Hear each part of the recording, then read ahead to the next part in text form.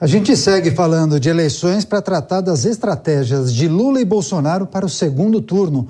Por isso, nós vamos conversar a partir de agora com o cientista político Adriano Cerqueira, professor do IBMEC de Belo Horizonte, a quem agradecemos demais pela participação. Seja muito bem-vindo mais uma vez aqui ao Jornal Jovem Pan. Muito obrigado, é um prazer estar com vocês, Daniel, e eu espero, poder ajudar aí. Perfeito. Professor, que avaliação o senhor faz do resultado desse primeiro turno, especialmente no que tange à disputa presidencial? Qual foi o recado das urnas? Pudemos observar Lula largando com 6 milhões de votos à frente, mas também um aumento substancial daqueles eleitores de direita, mais conservadores. E queria que você avaliasse essa disputa agora em segundo turno, a busca por eleitores que não participaram da votação, também os eleitores de Simone Tebet e Ciro. Me parece que a disputa está aberta, concorda? Eu concordo. O que eu assisti ontem, eu passei muito por vários bairros de Belo Horizonte, é o que eu chamaria de uma onda verde, sabe? Verde amarela. Na verdade foi até um tsunami, porque estava muita gente, a mobilização foi intensa, e sempre mais evidenciando esse apoio a Bolsonaro. Então, eu sempre trabalhei com esse cenário de uma eleição mais apertada, mais próxima entre os dois. Eu até trabalhava com a possibilidade de haver uma definição em primeiro turno, mas isso seria para qualquer um dos dois, tão próximos que estavam. Então, esse resultado mostrou claramente a força do Bolsonaro, principalmente na eleição do Congresso Nacional, e também deputados estaduais.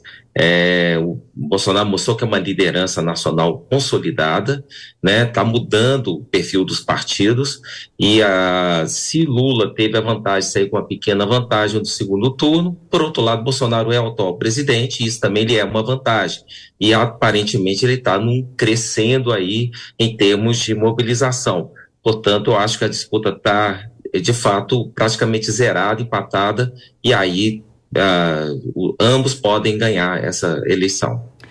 Agora, professor, vamos falar um pouquinho de composição do Congresso Nacional. Trouxemos mais cedo informações detalhadas com a nossa repórter em Brasília sobre como ficou essa composição no Senado Federal, na Câmara dos Deputados.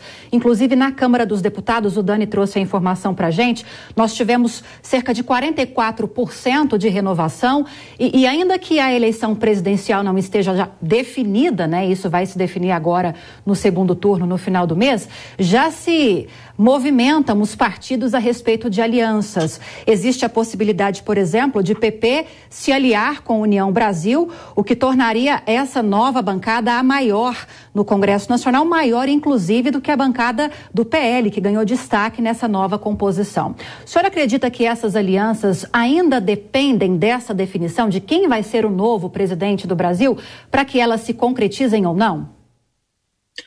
Boa noite, Lívia. Sim, eu acho que eles estão aguardando a definição e, ao mesmo tempo, já está havendo uma mobilização de lideranças, principalmente aqui no Sudeste, Minas e São Paulo, visando promover as candidaturas no segundo turno.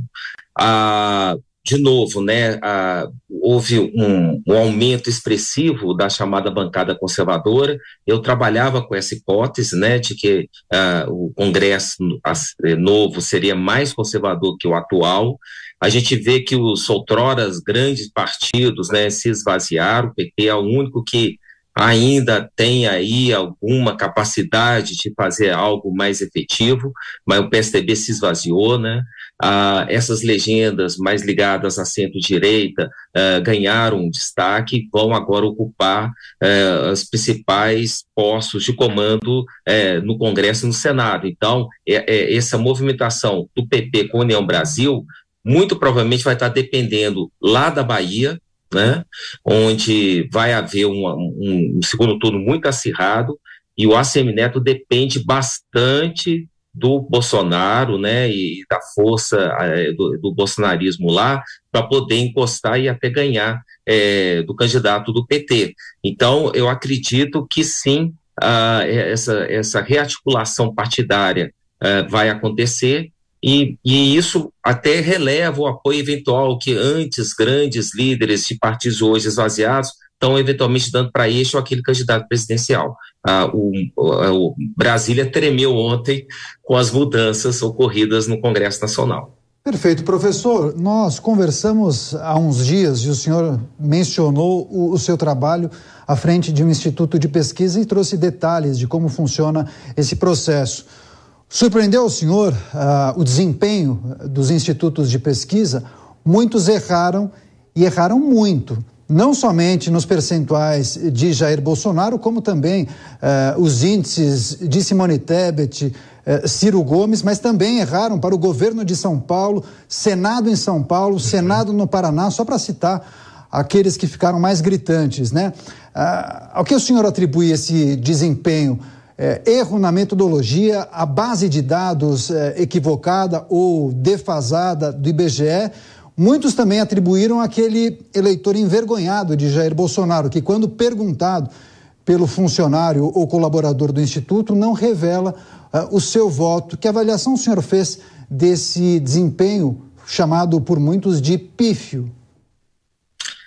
Eu sou um desses, né? Inclusive eu tive a oportunidade, né, naquele encontro aqui com vocês, de expressar que eu nem estava mais levando em consideração para as minhas análises de conjuntura as intenções de voto divulgadas por muitos institutos, principalmente aqueles muito ligados, né, a grandes órgãos de imprensa. Eles, de algum modo, estavam mostrando um quadro que eu não via evidenciado nas redes sociais e nas ruas. Isso gerava estranhamento, né? Quando a gente faz pesquisa e vê alguém destacado na frente, isso aparece nas ruas. E quem está na frente não tem vergonha de mostrar o seu voto, não, né? Outro indicador que era interessante era apartamentos, casas, enfim, carros com bandeiras, né? Ficava evidente que havia muito mais manifestação de eleitores de Bolsonaro do que os de Lula. Inclusive, se fosse para olhar esse negócio do voto envergonhado, aparentemente quem estava mais envergonhado seria exatamente o eleitor de Lula, que não estava mostrando tanto assim essa evidência. Eu acho que algumas coisas podem explicar os erros no sentido mais técnico metodológico. Não vou entrar naqueles erros mais, digamos assim, criminosos, né? Uma questão pode ser o desenho amostral ruim.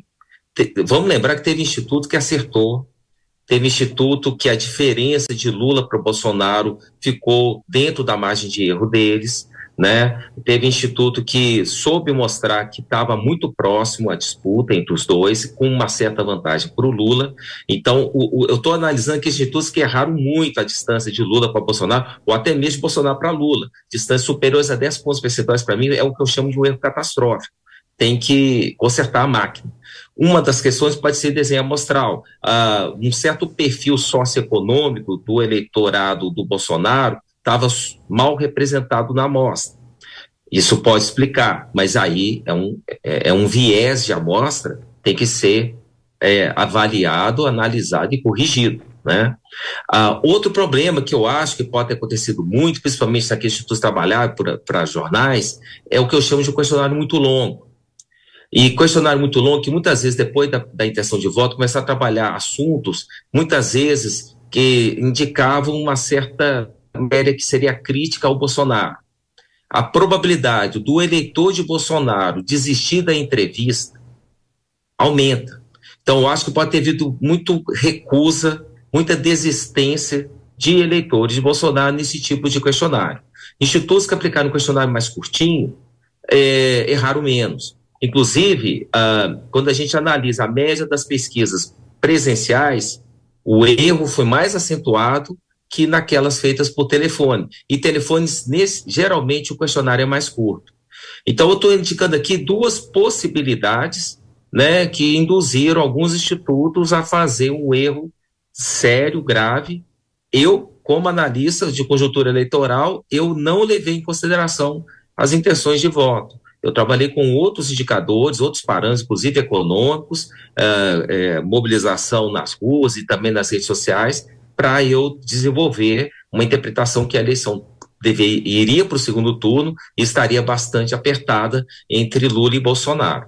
Foi mais ou menos assim que eu pensei essa questão. Agora, professor, com os resultados das urnas tão diferentes do que apontaram essas pesquisas de opinião, ou boa parte delas ao longo desse processo, ao longo dessa campanha, as manifestações contra esses institutos já se proliferam. A gente teve uma manifestação novamente do presidente da Câmara dos Deputados, Arthur Lira, criticando a atuação desses institutos que erram muito e talvez até intencionalmente. Ele defende que essas pesquisas, que esses institutos sejam regulamentados no Congresso Nacional. E temos até um outro movimento de um outro deputado federal que foi reeleito, Ricardo Barros, do PP, que diz que pretende apresentar em Brasília ainda nessa semana uma proposta, um projeto de lei para punir esses institutos que erram muito nesses levantamentos. O senhor apoia iniciativas como essas? Vou lembrar que já existe algo nesse sentido. Qualquer pesquisa eleitoral publicada em ano eleitoral, ela tem que ser previamente registrada na Justiça Eleitoral. Esse registro, na verdade, é quase como o início de um processo que o Instituto abre contra si mesmo, né? Quem acha que houve algum problema na pesquisa usa o registro na Justiça Eleitoral para acionar a Justiça, inclusive com penas severas, até civis, multas muito altas. Você pode impugnar a publicação dessas pesquisas, se achar que a nota técnica, né, da metodologia, do questionário, não são adequados. Então, assim, do ponto de vista legal, já há uma previsão de punição a pesquisas que se mostram, aparentam ser bastante suspeitas. Por outro lado, isso às vezes não é bem conhecido, mas instituto de pesquisa tem que estar registrado em conselhos federais e regionais de estatística. Survey, pesquisa eleitoral, por exemplo, é entendido como uma atividade estatística. Todo estatístico responsável tem que assinar essas pesquisas. Então, eu acho estranho, eu não vejo manifestação do Conselho Federal de Estatística para o que está acontecendo, porque, evidentemente, a profissão de estatístico no Brasil fica arranhada na sua credibilidade com esse tipo de atuação dos institutos de pesquisa. Seria de se esperar que, né, esses conselhos fizessem alguma coisa nesse sentido. Assim, eu acho que essa reação é legítima.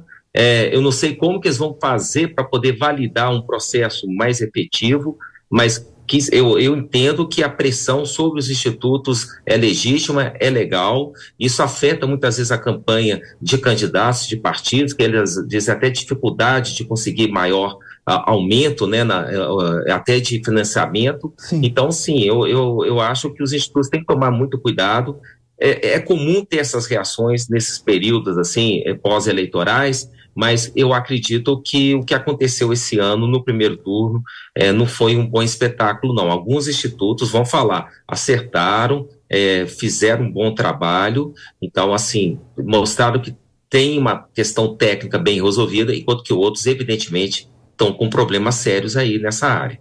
Os resultados do pleito de domingo, também as perspectivas para o segundo turno e as pesquisas eleitorais em destaque nessa entrevista com o professor do IBMEC de Belo Horizonte, Adriano Cerqueira. Ele também é cientista político e sempre colabora com a gente aqui na Jovem Pan News. Professor, muito obrigado mais uma vez, boa noite e boa semana. Muito obrigado, eu que agradeço também novamente, um ótimo trabalho para vocês e uma boa semana.